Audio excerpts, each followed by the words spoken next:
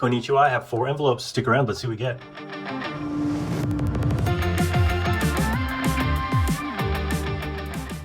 Good morning, everybody. Thanks again for tuning in. I got 4 envelopes here. Actually, I've got 3.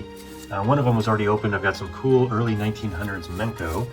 I'll do those at the end, but I'll open the other 3 up and we will see what we get. All right, this one's pretty thin here.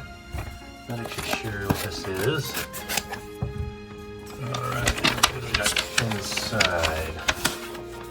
Wow, there we go. Okay, couple probably 1930s menko here, R series menko. Let me see if I can get these out of there.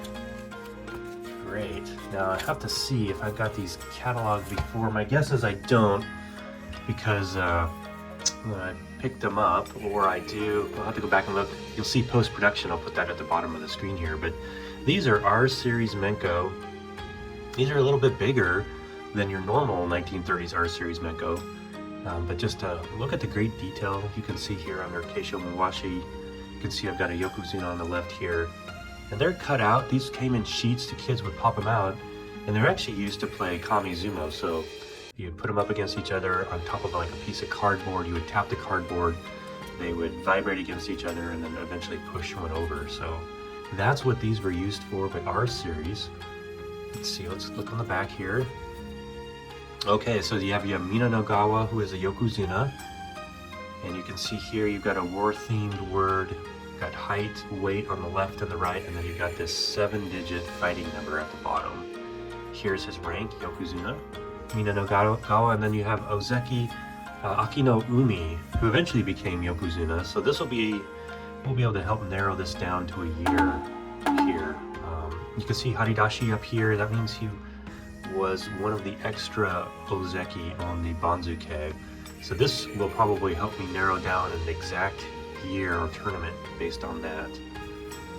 So very cool. Now, I'm not looking like this, these don't look familiar to me, but maybe they're additions to a set that I already have. I'll let you know post-production if they're a new set. But there you go, 2 1930s R series menko there. All right, let's see what else I have here. Been picking up a ton of auctions, and as you all know, I've got a big old box that I put all these auctions in when I get them, and then I slowly open them over time, eventually leading me to rediscovering an auction. Get it, purchase it once, get the thrill of winning it, and then get to open it later after I forgot actually what I won. Okay, very, very nice. These are bromides. Now bromides are black and white, typically photograph cards. You can see that here. So these came out and were very, very popular in the 1940s. Hundreds of different sets. So this is Futabayama, so you know this is pre-1945 before he retired. And these would come in bundles. Kids would go to a candy store, buy a bundle, pull them off of the Taba pack, and then get these. Now these were not used for any game. These are meant to put in like an album and collect them, just like a trading card. Very difficult to identify a lot of these sets because they are blank backed, as you see here. But you see Futabayama there. I love this background here. Look at that.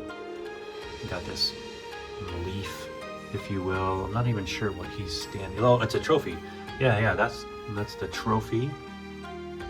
So then here's Oshio. Look at that, waves in the background. Now these are all from the same set, I'm assuming. They all have stylistically look the same, which is why I remember now I picked it up. So you got Oshio, Matsuno Zato. Look at that. You got the pine in the background, which is Matsu, right? Matsu in Japanese is pine. What is that? Aki... I don't know. Aobayama, maybe? I'll put it up post-production what that is. You can see a bird there. It looks like... what is that? Bamboo, maybe, in the background? And then I cannot remember what that kanji is, but post-production I'll have that up there. But you can see a wave. Not sure if those are like little chickens or something, but yes, this was exciting to pick up. It's going to be a brand new set. Now let's look at the backs really quick. Sometimes these will have winter stamps, which means you get a free pull.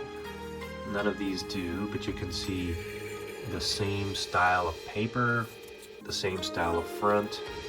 This will be great for me to go ahead and then catalog these as a brand new set. So, all right, love it. Now, if I had to guess, let's say probably 1943, 42, 41. Let's see post-production how close I was. All right, so there you go, some menko there. All right, we've got one more envelope to open here. Oh yes, very, very cool. We got an S series set of cards. Now S series are stadium series. Now these sets were issued at the Kokugi-Con, more than likely.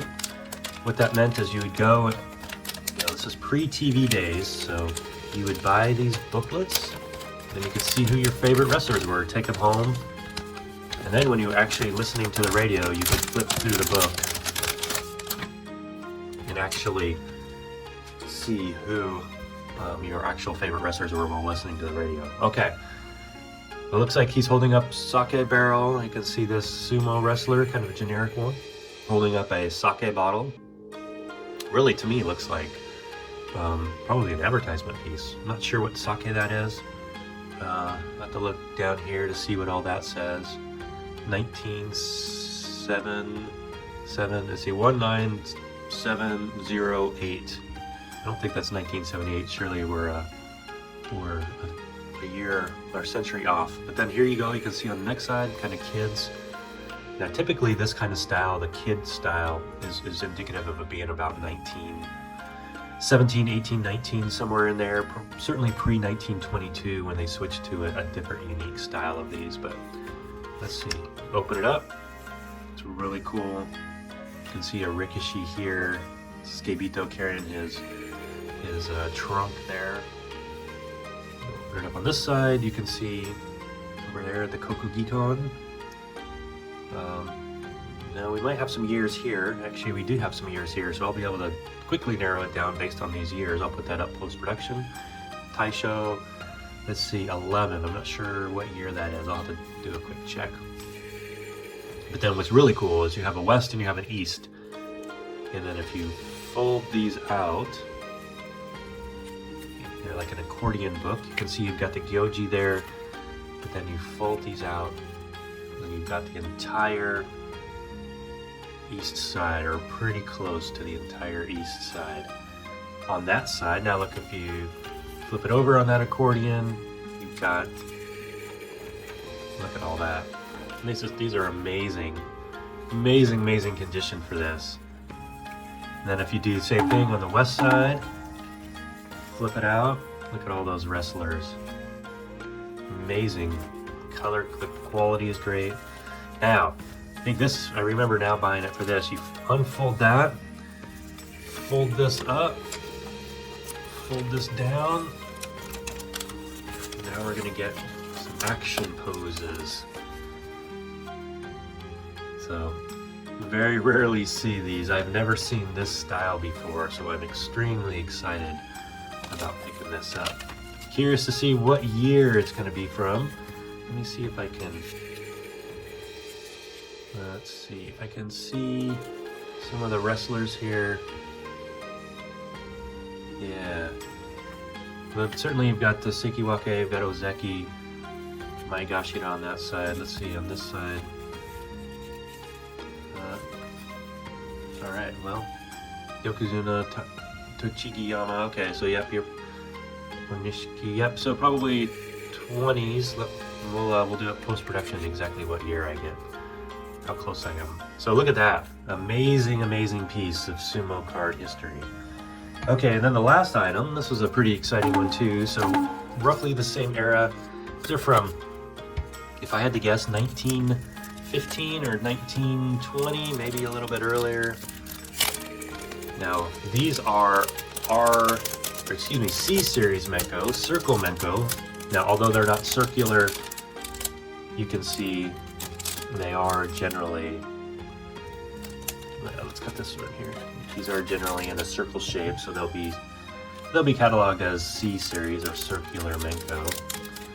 But what's unique about these is these are die cut menko. Now I've seen these in books, I've never seen one in hand. But just look at the quality of these.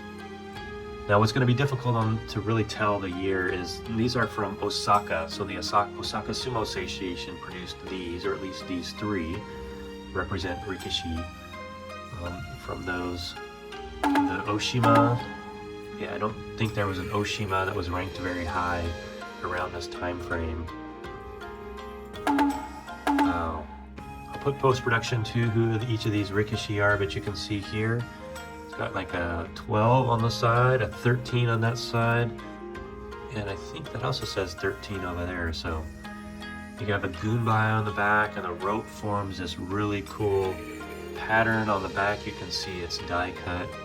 Not very big, maybe a little bit bigger than a quarter, American quarter, but wow, look at the quality of those. Amazing.